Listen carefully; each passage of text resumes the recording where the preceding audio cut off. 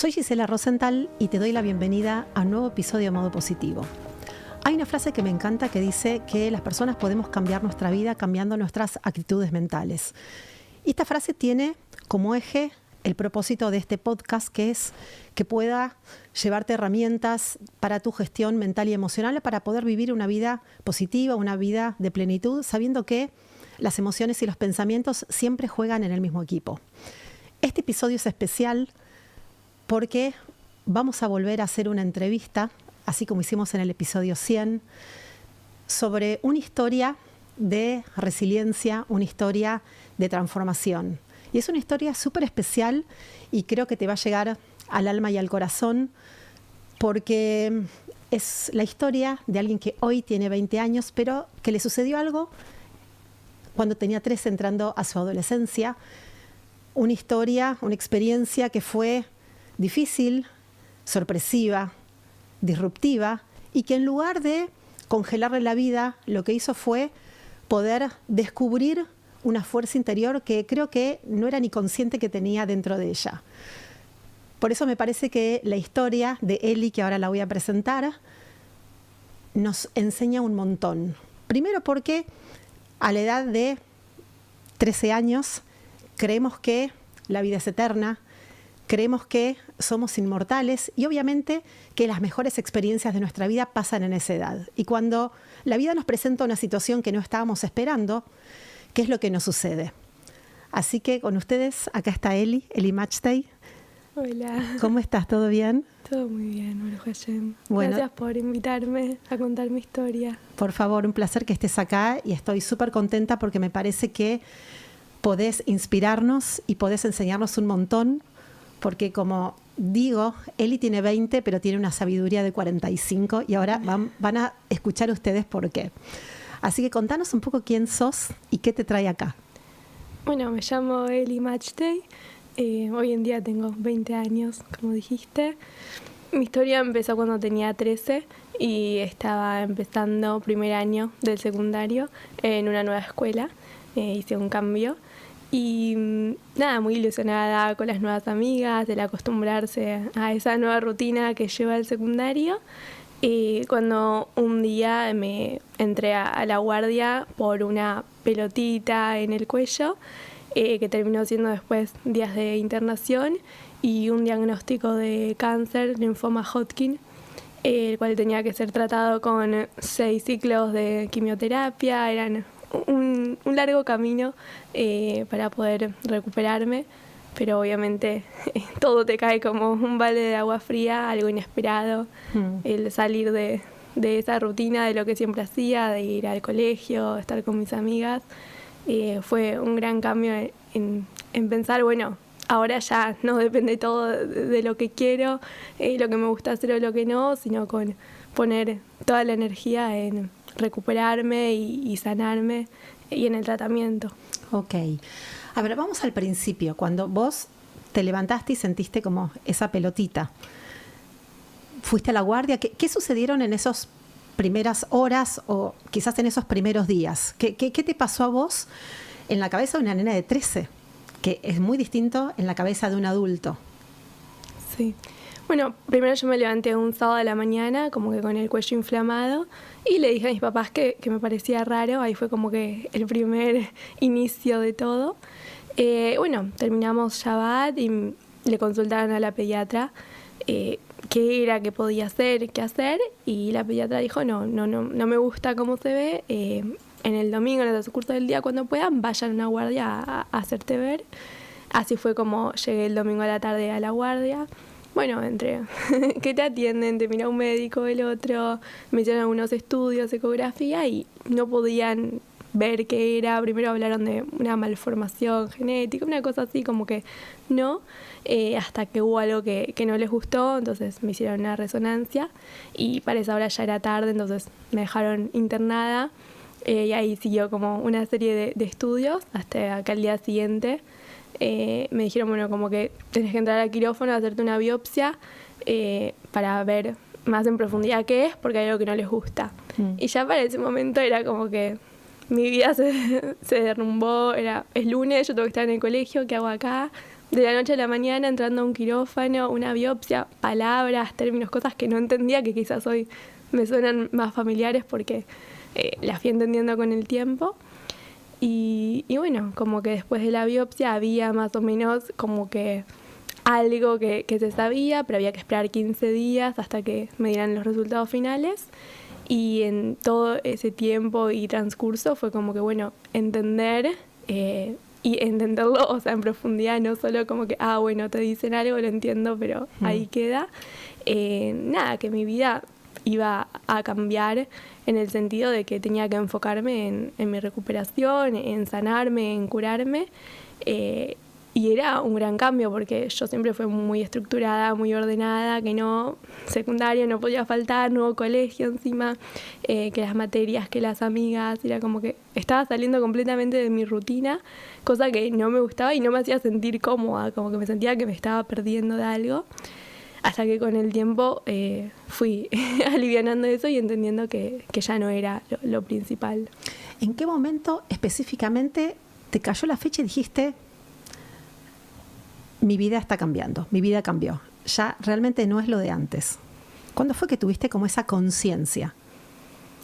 Creo que al principio sí, entré al quirófano, estuve internada, estudios, cosas que uno nunca se imagina pasar y me costaban mucho y eran muy dolorosas, como que en ese momento yo a cada cosa lloraba, reaccionaba como que con el llanto, con esa como que desesperación y angustia de que no me gusta, no me siento cómoda.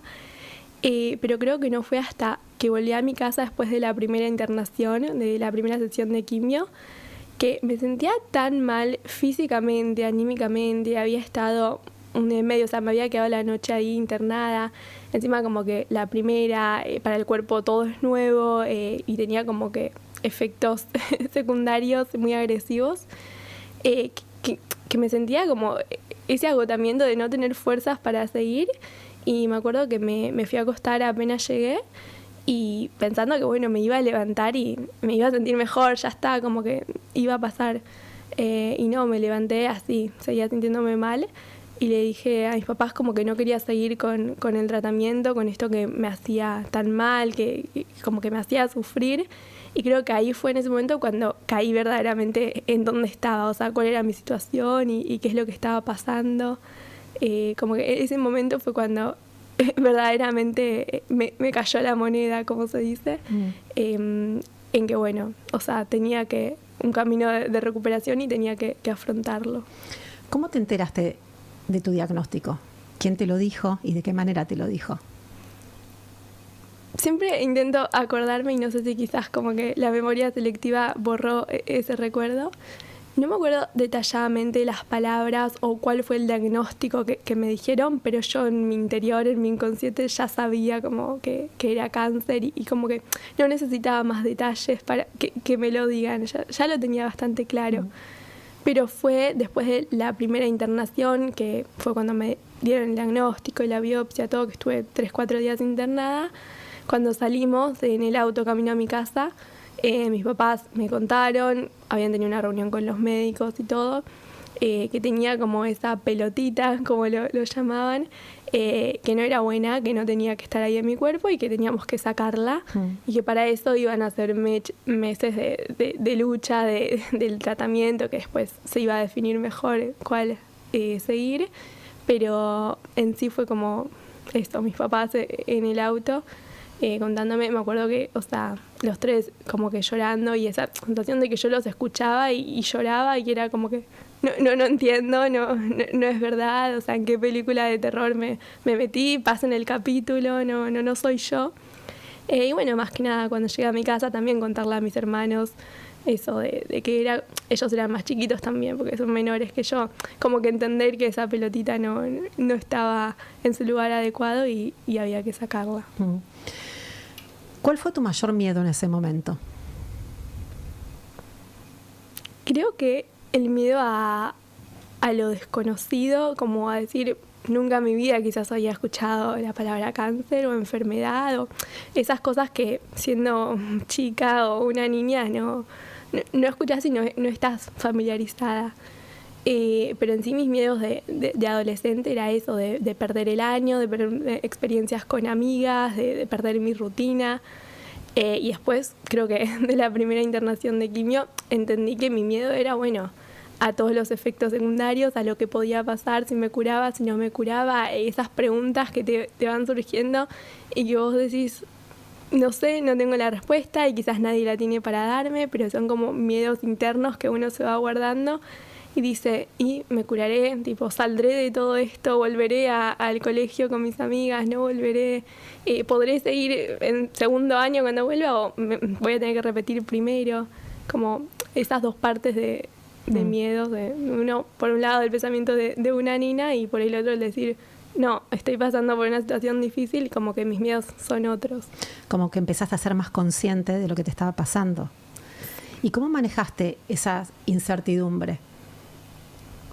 Creo que algo que me jugó muy a favor fue que en mi casa siempre se habló de todo, de las necesidades, de las dudas, de lo que necesitáramos, como que siempre fuimos muy abiertos a que cualquier duda que tenía preguntaba y iba con mis papás y consultaba, ¿no? O sea, sí quizás ese miedo interno quedaba, pero como el hablarlo siempre me hizo bien para como que alivianar esa incertidumbre, porque al uno saber y tener la información, ellos siempre me explicaron, bueno, vamos a ir ahora al hospital y el tratamiento va a ser A, B y C, te va a pasar esto, podés sentir esto, como que nunca me ocultaron cosas que yo podía pasar o sentir, que eso me ayudaba mucho a decir, bueno, en mi cabeza tengo que voy al hospital, voy a hacer esto y esto, y ya no está tan alerta esa incertidumbre de lo nuevo y no saber con qué me voy a encontrar. Claro, se reducía porque te anticipaban lo que iba a venir.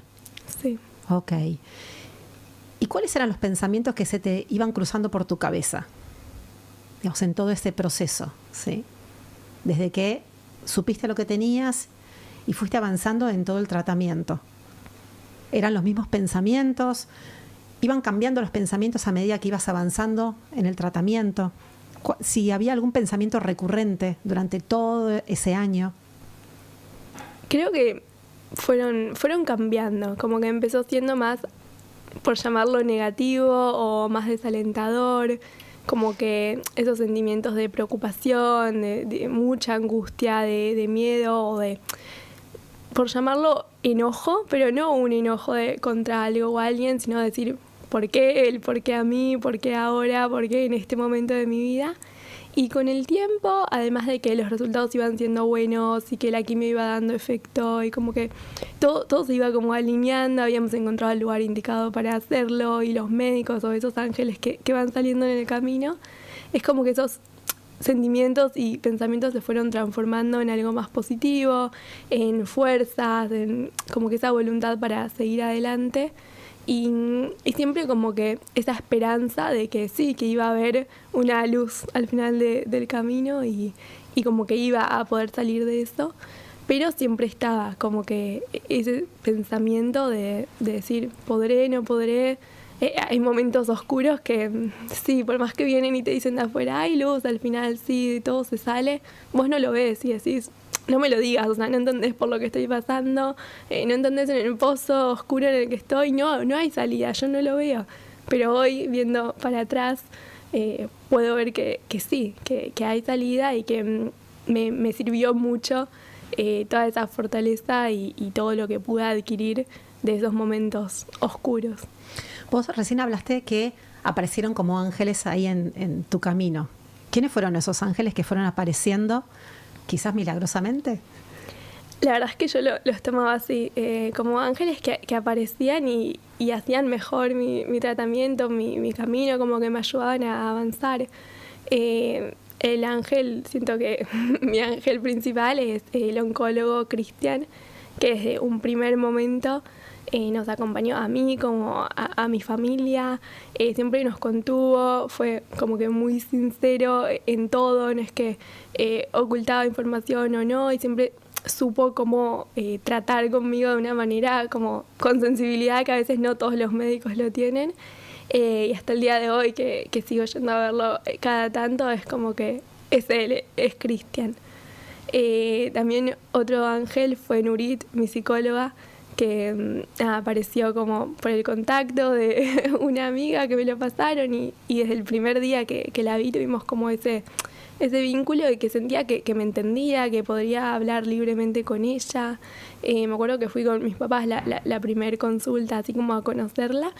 Y era como que no me sentía, como que estoy con mis papás, le hablo a mis papás, a ella no, ella me escuchaba y me entendía a la situación, cosa que también era difícil en el momento en el que estaba, que cualquiera a mi alrededor me pueda verdaderamente entender o sentir lo que yo estaba pasando, y como que ella siempre tuvo esa empatía conmigo, así que otro de Los Ángeles.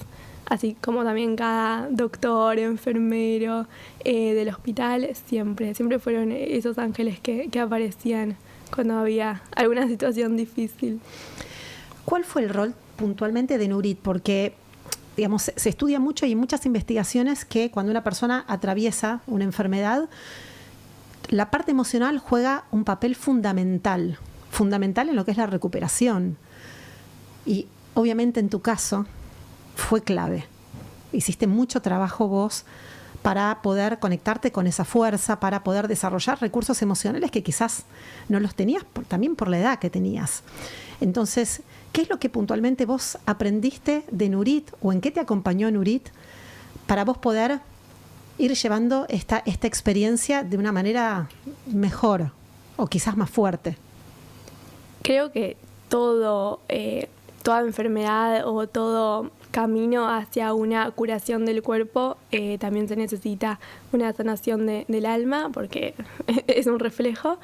Y al principio no lo entendía tanto y como que empecé a trabajar en eso, que tenía muchas cosas para curar, para sanar, que sí, fueron claves. O sea, una vez que yo pude como que hablar de mis sentimientos y empezar a sanar, a curar y a trabajar mis emociones, fue ahí como que también se alineó y se encaminó el camino de la sanación del cuerpo.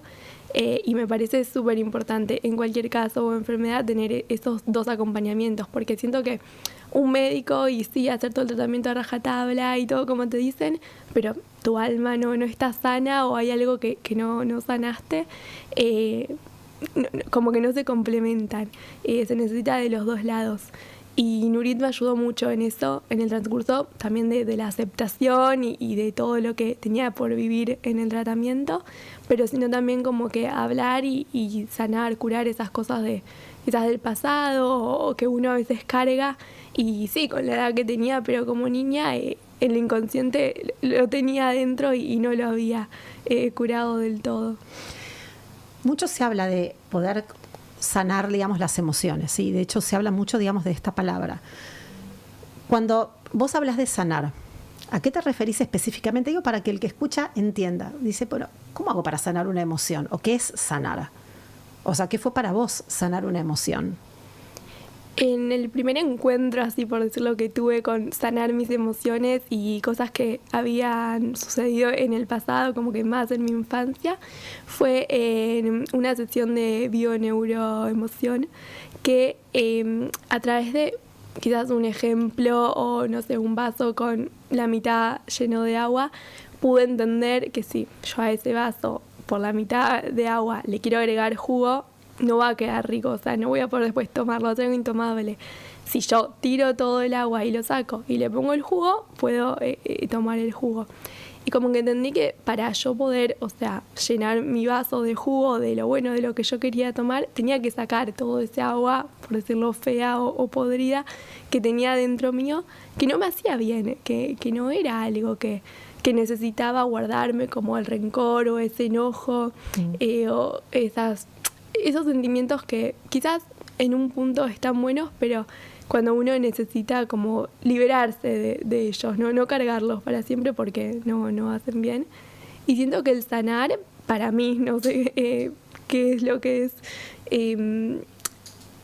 poder hablar de ellos y decir, bueno, o sea, los acepto, es así, siento, no sé, esta tristeza o este enojo, esto es lo que me lo ocasionó, y decir, bueno, ¿cómo hago yo a partir de ahora para llevarme con esa persona, con ese enojo, con esa tristeza y decir, bueno, no me afecta más, lo perdono o lo sano, lo devuelvo a la otra persona y como decir, ya está, no es algo mío, yo hice mi parte, si hay que pedir perdón o si hay que perdonar, pero decir, ok, a partir de ahora reconozco que este es mi sentimiento y decido sanarlo para yo poder seguir adelante y estar bien emocionalmente.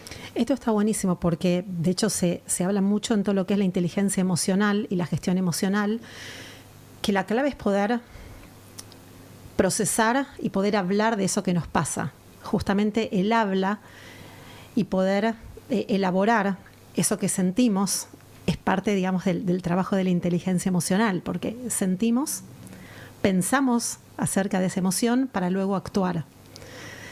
Entonces, por eso te pregunté, porque me parece importante, porque si no la gente se queda como, ¿qué es sanar? ¿Qué significa sanar? Parece como un concepto, digamos, muy como espiritual y no entendemos cómo bajarlo a la práctica. Por otro lado, también me parece importante hablar, ya que estamos hablando del tema de las emociones, digamos, que no hay como emociones malas, ¿sí? Y que no hay emociones que están mal, o emociones negativas, o emociones tóxicas, digamos, como que la toxicidad de la emoción pasa cuando no podemos procesarla, cuando no estamos haciendo nada con eso. Pero, digamos, digo porque quizás si no la gente se cree, viste, que bueno, siempre tengo que estar contenta, siempre tengo que estar motivada, siempre tengo que ir para adelante, y si estoy enojada está mal, o si estoy triste no me puedo entristecer por eso, tengo que estar pensando en positivo. Y la realidad es que para poder pensar en positivo tenemos, como vos dijiste, que aceptar las situaciones, aceptar lo que sentimos, aceptar lo que nos presenta la vida, que no está dentro de nuestras elecciones. Y me parece clave esto de la aceptación que vos trajiste, porque si no aceptamos, no podemos después armar todo un plan para poder transformar eso que nos duele o nos angustia o nos enoja. Y Eli, te quiero preguntar, digamos, de todo este proceso, ¿qué fue lo más difícil que te tocó vivir? O lo que a vos sentiste que fue como más difícil en todo el proceso. Creo que en sí el hecho de pasar de ser una persona que uno piensa que está sano a decir, bueno, o sea, estoy enfermo y tengo todo este camino para llegar a mi curación, que muchas veces sí vemos el final y otras veces no, pero en ese entender de que, bueno, estaba enferma y que tenía que hacer tratamiento, venían muchos efectos secundarios que eran como más dolorosos quizás que el tratamiento mismo, como por ejemplo para mí lo fue la caída del pelo. Una mujer adolescente en plena edad, como que el pelo es, no sé si decirlo es todo, pero es algo muy importante para la figura. Y nada, como que me costó mucho el aceptar de que eso iba a pasar. Por eso fue que decidí nunca verme pelada y como que optar por una opción de un casco. Pero bueno, fue también algo como que fue, no sé si como que el decir, bueno, verme pelada me refleja a que estoy enferma. Como que ese espejo me devuelve esa imagen que yo no quiero ver y que quizás sí lo aceptaba y sí lo entendía porque iba al tratamiento y seguía con todo lo que tenía que hacer, pero fue muy difícil. Justo estaba pensando eso, porque el pelo está muy ligado a lo que es la femineidad y está muy ligado a lo que es la autoestima. Y esto que vos trajiste, que me parece súper interesante, es como la señal directa que recuerda, bueno, que no estoy sana. Sí. Y también creo que el hecho de elegir no verte también tiene que ver con un autocuidado, ¿sí? Con una preservación tuya emocional, ¿no? Creo que en ese momento, con tantas cosas a mi alrededor que pasaban, era como que no podía cargar también con esa imagen que me iba a devolver el espejo. Era como que ya exigirme mucho y siento hoy en día que fue una muy buena decisión. No sé, así como otra persona puede decidir no, o sea, para aceptarme que estoy enferma necesito verme pelada o necesito ver la caída de mi pelo. Bueno, yo no. Bueno, fue parte, digamos, de tu recurso emocional. ¿Y cómo transitaste, digamos, ese proceso? La elección de cómo cubrirte, qué hacer, con quién te asesoraste. Obviamente me ayudó mucho Nurit y con ella hablaba como todos los pros y los contras de que si ponerme peluca, si verme pelada, de que si ver cuándo se me cae el pelo. Pero llegamos a esta opción del casco por Martina, una chica que estuvo haciendo el mismo tratamiento que yo un tiempo antes. Como justo ya terminaba cuando yo empezaba, entonces el oncólogo nos contactó con los papás, nos pasamos los números y nos contó de esta opción. La verdad es que yo obviamente no sabía de esas cosas porque como que nunca averiguás o preguntás de eso. Y llegamos con mis papás a ese lugar, en donde son un sistema de cascos, que es pelo natural, que es como una peluca, pero mientras que uno está en tratamiento, o sea, que no tiene su propio pelo, se pega al cuero cabelludo, entonces es como si fuera tu pelo. Te bañás, te peinás, te metes a la pileta, te lo secás, haces lo que quieras y no tenés que sacártelo y ponértelo. Una vez más terminó el tratamiento que mi pelo empezó a crecer, ahí lo armé como una opción medio de peluca, que me lo sacaba y me lo ponía para darle espacio a mi pelo que pueda crecer. Pero fue algo que sin dudas, o sea, para mí fue una salvación. Sentir que podía seguir haciéndome mis peinados y peinarme, meterme a la pileta, bañarme con eso. Era como sentir mi propio pelo. Además de que era el color igual, idéntico, el largo, todo. ¿Y tu vida social cómo fue? ¿Cómo transcurrió? Ya que empezaste un nuevo colegio, nuevas amigas, era todo nuevo. Entonces, ¿qué pasó en tu vida social, que es tan importante en la adolescencia? Creo que ahí fue como que eran las nuevas amigas, más por llamarlas viejas o las que ya conocía de antes, como que todas se unieron en ese círculo de acompañar, de ayudarme. No podía haber mucha gente por esto de tener las defensas bajas, entonces como que así organizaba de a poco para que vengan a almorzar en mi casa, con ventilación, esas cosas que después de COVID quizás es más común, pero como que siempre seguía en contacto por mensajes, llamadas, organizábamos cada tanto un encuentro en mi casa con todas, o un amasado de jalá, como una vez una amiga organizó, como para poder verlas y seguir en ese contacto, pero no era lo mismo, o sea, es como que estaba medio aislada en mi casa, pero siempre la sentí cerca, acompañando, apoyando en todo. Algunas me vinieron a visitar al hospital, siempre estuvieron ahí aferradas a lo que fuera que podían ayudar o aportar. ¿Hubo algo que te perdiste en todo ese año de compartir con tus amigas y que a vos realmente te dolió, te sentiste triste de no poder compartir? Creo que si hubo alguna ocasión especial o algo así, o no me lo contaron, no me enteré, o no. También es un año que, o sea, es primer año, no es que había quinto, no sé, viaje de egresadas o bat mitzvot, como que ya había terminado esa etapa. Pero siento que en sí todo el transcurso de compartir lo social en el colegio, esas cosas en clases, en que entra una profe, la otra, las actividades, el recreo, el charlar, como que la vida social misma que tiene el colegio. Pero que hoy en día estoy contenta porque en segundo año pude recuperarla y pude vivirlo al máximo sin perderme nada de todas esas propuestas y actividades que había. Así que siento que en ese momento quizás si me perdí o estuve más ausente, en segundo año como que lo recuperé. Sí. ¿Y el año de estudio cómo lo manejaste? Ahí llegan otros ángeles también a mi vida, que es la escuela domiciliaria. La directora en su momento del colegio se lo presentó a mis papás el proyecto. Yo nunca había escuchado que existía algo así, pero son profesores que vienen a tu casa, cada día viene otro, depende del horario que arreglás, y te dan las materias troncales o más necesarias para no perder el año y después cuando uno se recupera poder seguir en el transcurso con tus mismos compañeros. Y no eso de no tener que rendir al final todo junto. En mi caso fue casi todo el año, o sea, 6-7 meses. También lo hacen cuando los chicos se fracturan y tienen que estar en reposo 1 mes, 2 meses, como que está esa opción para no perder el tiempo en el colegio. Y para mí eran como lo que esperaba cada día. Era bueno, hoy viene la profe de matemática, no, la de historia, biología, música.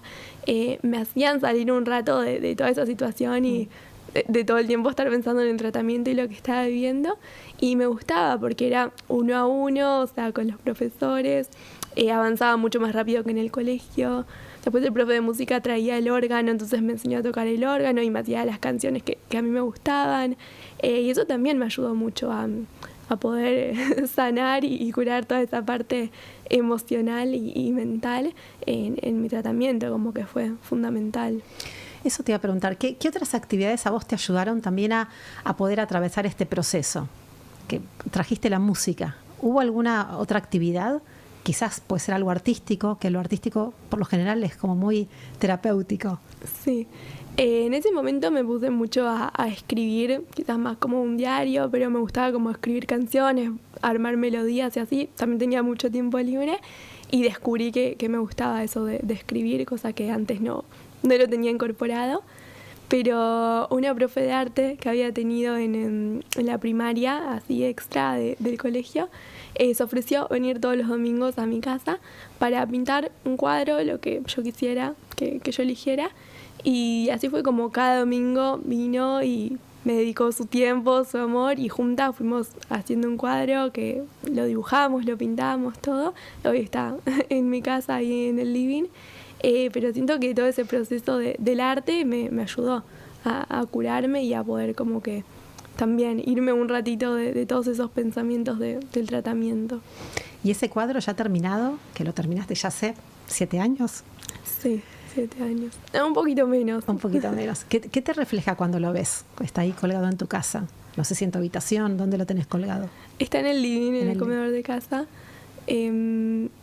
Como que ahora ya se volvió más rutina pasar y verlo, pero a veces me pongo a pensar y digo, ¿cómo hice para hacer eso? O sea, porque yo no sé dibujar, o sea, me gusta pintar, pero...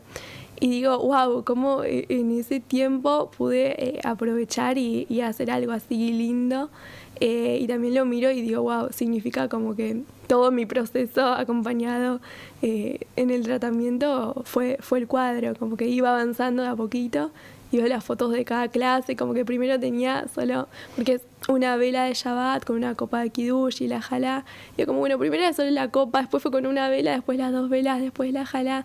Y como que se fue formando todo y bueno, como que así de a poquito, paso a paso, fui en mi tratamiento, logrando llegar como que al final de la pintura. Buenísimo. ¿Y hubo algún talento que descubriste así haciendo este tipo de actividades que fueron en principio como terapéuticas? Y también para tener, digamos, tu día un poquito más ocupado y sacarte del foco, digamos, de lo que era el tratamiento. Pero ¿hubo algo que descubriste dentro tuyo? ¿Algún talento, algún recurso, algo que te permitieron estas actividades descubrir? No sé si talento, pero recurso sí. O sea, escribir fue como un gran recurso que hasta el día de hoy me sirve mucho y lo sigo haciendo. Y como que me di cuenta que me gustaba más de lo que yo pensaba y del tiempo que le daba quizás, porque normal, bueno, escribías para un trabajo del colegio o escribías una carta a una amiga por el cumpleaños, pero el poder tener como mi cuaderno, mi diario y escribir lo que sentía o lo que me pasaba, sí me ayudó. Bueno, de hecho se convirtió después en un libro, que escribiste tu libro contando tu historia. Sí, no, mi libro no salió de lo que escribí en ese momento, o sea, como diario personal, pero surgió después para contar y quizás difundir un poco mi historia y darle fuerzas a alguien que está pasando por algo similar, parecido o igual, y transmitir esas fuerzas, que sí, que se puede, que se sale, que se logra, por más que en el momento es difícil y es un camino oscuro. Está la luz al final del camino. ¿En qué momento esa incertidumbre del comienzo empezó a ser certeza? ¿En qué momento vos dijiste, bueno, sí, esto tiene un final? Acá me falta, pero sé que esto se va a terminar. Acá veo la luz. Sé que esto tuvo un principio, pero se va a cerrar esta etapa. ¿Cuándo fue que pudiste visualizar eso? Que esa incertidumbre se empezó como a diluir. Creo que cuando faltaban 3 o 4 sesiones de quimio, que ya era como que era el final, sí me sentía más cansada y sin tantos ánimos de ir a internarme, pero era como que ya, bueno, las podía contar con la mano, ya faltaba menos y como que, es decir, ya estoy en el último trayecto, me impulsaba a decir, bueno, ya termina.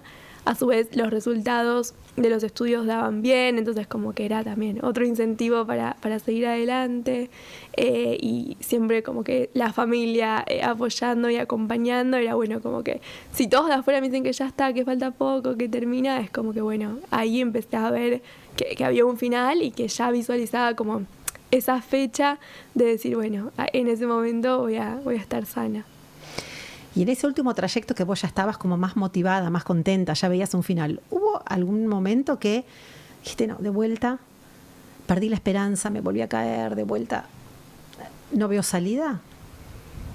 No sé si no ver salida, porque sí sabía que estaba el final, pero ese cansancio físico y de todos los efectos de la medicación me hacía que todo me cueste el doble. Ya las últimas como que no tenía ganas de ir, de internarme, era de nuevo todo ese llanto y el drama de decir no, como que no voy a ir. Y sobre todo en la última, que sí estaba súper feliz, que ya terminaba, pero fue como que ahí me cayó todo el cansancio de todos esos meses de lucha. Y decir, si me quedaba una sesión de quimio más, no podría superarlo, no sé, estaba muy, muy agotada, como ese sentimiento de que no tenía más fuerzas, no tenía de dónde sacarlo. Me acuerdo que dormí bastante, era como que ya está, menos mal que es lo último, porque y ahí también entendí un poco eso de que nos dan las fuerzas necesarias que necesitamos para abordar cada situación, porque si había una más, no sé cómo hubiera hecho. ¿Y qué rol jugó la parte como más espiritual, ¿sí? Lo que es la fe, la confianza, la emuná, el bitajón, en todo este proceso? Y fue difícil, como que era poner a prueba tanta teoría de sí, de emuná Hashem, bitajón, pero después llevarlo a la práctica al principio costó mucho, y también siento que hubo ese, no sé llamarlo enojo, pero eso de decir, ¿por qué? ¿Por qué a mí? O sea, ¿por qué me está pasando esto? Y creo que esas preguntas eran por un poco de falta de emuná, de bitajón, de decir, pará, si es lo que tiene que pasarte, si tanta emuná, tanto bitajón tenemos, bueno, ponerlo a prueba, hasta que fui entendiendo que sí, que yo tenía que demostrar que esa emuná y ese bitajón lo tenía. Me influenció mucho mi alrededor, mi entorno, mis papás, mi familia, que siempre como que iban todos en el mismo camino y alentaban a seguir con eso, a tener emuná. Y creo que ver la fuerza de afuera, de las cadenas de Teilim que se armaban, de los shiurim, las cosas que la gente mejoraba en mitzvot, todo eso como que también daba una inyección extra de emuná y de bitajón para poder abordarlo. Y vos, ya que atravesaste todo esto y ya lo podés ver en retrospectiva, ya con una experiencia y una sabiduría inmensa, ¿qué le recomendarías a alguien que quizás conoce a otra persona, puede ser algún familiar o algún amigo que está pasando por esta situación? ¿Qué cosas decir y qué cosas aconsejas no decir? Porque quizás uno dice cosas pensando que la va a ayudar a la persona y en definitiva no le está ayudando. Vos que estuviste del otro lado, ¿qué es lo que aconsejas? Siento que en el momento que uno está internado o pasando una situación difícil, ya son demasiadas las fuerzas y la energía que tiene que poner en todo el tratamiento médico, y como que todo ya tiene un valor extra agregado, que encima que venga alguien a visitarme y yo tener que fingir que estoy bien, que te contesto, que no, uno no tiene fuerzas. A mí, la gente que venía mientras que estaba en tratamiento, todos fueron siempre muy respetuosos, como que te preguntaban, ¿querés jugar? ¿Querés hacer esto? Como que darle el pie a la persona enferma o al paciente, al que está pasando por esa situación difícil, de decidir. Quiero, sí, charlar, no, quiero que me vengas a ver, no, porque podés no tener fuerzas, no tener ganas de ver a nadie, y está perfecto. Y así como cuando uno va, hola, ¿cómo estás? ¿Cómo te sentís? ¿Qué te voy a contestar? ¿Todo bien? ¿Querés que te diga de verdad cómo me siento? Como que siento que esas son preguntas más de compromiso que uno hace, pero que a veces está bueno decir, bueno, si tengo confianza, te digo, no me siento bien, y también poder desahogarse y que el otro te escuche y diga, sí, no me siento bien, no la estoy pasando bien hoy, son muchos los efectos, no sé, tengo náuseas, me quiero ir a mi casa. Pero bueno, como que cómo te sentís es algo, una pregunta muy común cuando alguien va a visitar a alguien al hospital y creo que es mejor no hacerla.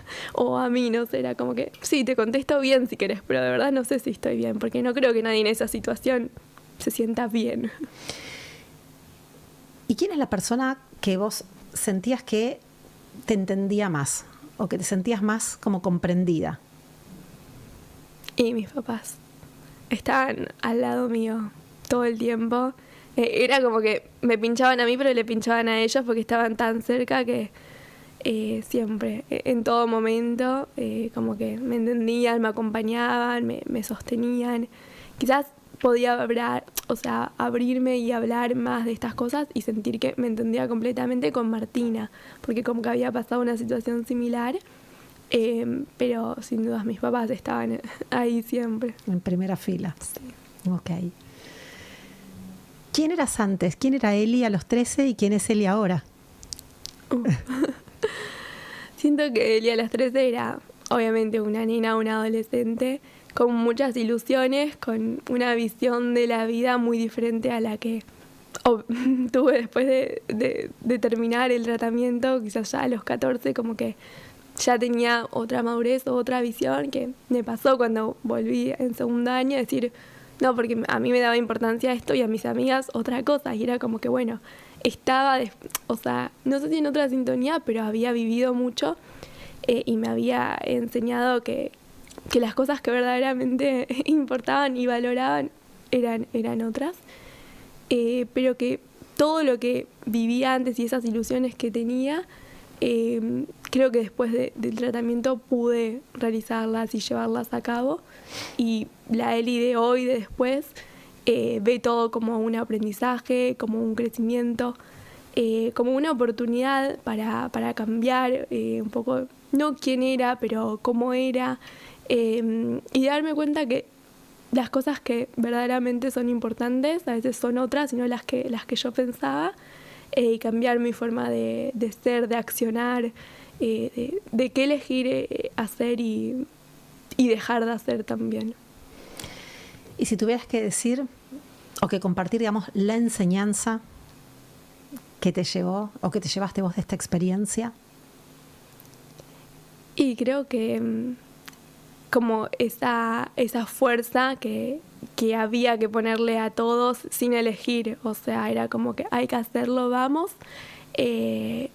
Y hoy en día decir, bueno, hay cosas que me gustan, cosas que no me gustan, pero tengo que hacerlas y vamos, o sea, como que esas mismas fuerzas que en su momento las tenía para ir a internarme y hacer el tratamiento, hoy en día son, bueno, para seguir adelante, para accionar, para ir tras esos objetivos que uno tiene y poder cumplir esos sueños que a veces soñamos y quedan solo en la almohada. No, como que ponerle esa garra y esa fuerza y hacerlos. ¿Descubriste un aspecto tuyo que era desconocido para vos?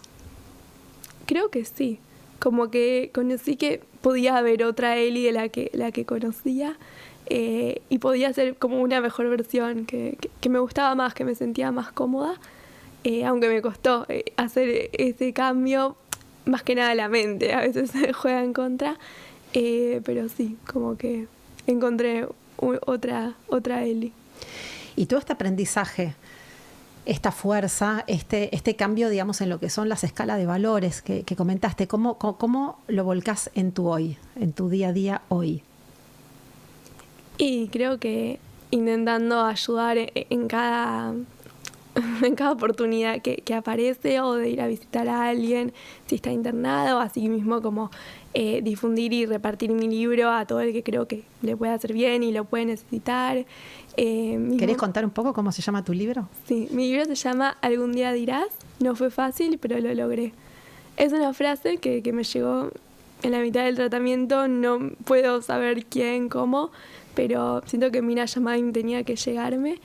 Y decidí que iba a llamarlo así porque fue como que la frase que me acompañó todo el trayecto. Como que más te representó. Sí, como que decir, puede haber días que son difíciles, porque no todos los días son color de rosa y no todos los días nos pasan cosas increíbles y todo es bueno, pero no, hay días difíciles, pero como que voy a lograr y voy a seguirlo.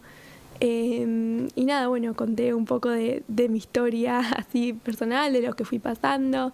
Obviamente hay cosas que también me guardé para mí, pero poder sí contar un poco. Ok. ¿Y qué más? Esto que vos dijiste, bueno, acompaño y quizás voy a visitar a alguien que lo necesita y ayudo.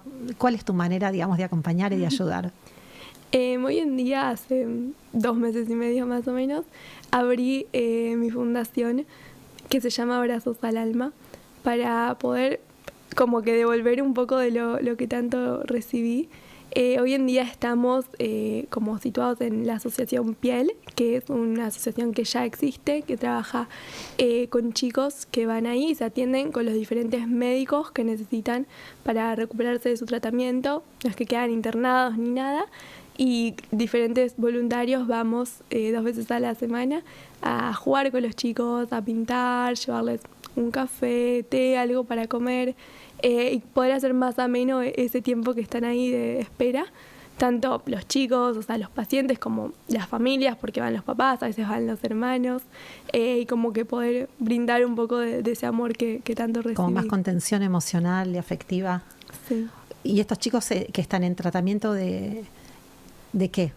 Es fisura alveolo-palatina. Algunos lo llaman más como el labio leporino, pero que me corrigieron que no está bien decirlo así, pero quizás para que se entienda mejor. Son chicos que nacen ya con esto, que es el labio deformado, o tienen como que muchos tratamientos después, además de las cirugías, para poder volver a reformar el paladar, el poder hablar. Entonces como que tienen fonoaudióloga, cirujana, pediatra, la dentista, la odontóloga, como que son muchos médicos que tienen que ir a ver semanalmente o mensualmente, que están situados todos en un mismo lugar, para que las familias no tengan que ir un día, no sé, a 11 para el cirujano, después al otro día a Palermo para la fonoaudióloga, y no abandonen el tratamiento que es tan largo y lleva como muchas instancias. Ok, hermoso. ¿Algún mensaje que quieras compartir para cerrar? Creo que eso, si hay alguien que está pasando por algún momento difícil, que no tiene que ser sí o sí una enfermedad, porque todos tenemos esos momentos difíciles en nuestras vidas, o una semana más difícil o una etapa más difícil, que siempre se puede, se sale adelante, que hay esa luz al final del túnel, por más que uno en el medio no la vea, y que todos le digan sí, está. Bueno, escuchar un poco más de esas voces y tomarlas para hacer un envión y adquirir esa valentía de seguir adelante y superarlo. Gracias, Eli. No. Bueno, no sé si te pasó igual que a mí. Eli es un ejemplo de resiliencia, de superación, de valentía, de determinación, de aprender a mirar el vaso siempre con agua, el vaso lleno, de poder encontrar recursos cuando quizás no sabemos dónde están los recursos, y a veces los recursos están dentro nuestro y a veces los recursos están alrededor nuestro, que son aquellas personas que son tan importantes en nuestra vida. Así que si te gustó este episodio, te pido que me dejes un like o un comentario, que tu aporte siempre va a ser de valor para mí. También podés seguirme en Instagram, @GiselaRosenthal, o podés subirte a mi página web, giselarosenthal.com.ar, y ahí, si tenés ganas, hay un programa online de liderazgo personal que lo podés hacer a tu tiempo y a tu ritmo. Nos vemos en el próximo episodio para que puedas crear la vida que deseas.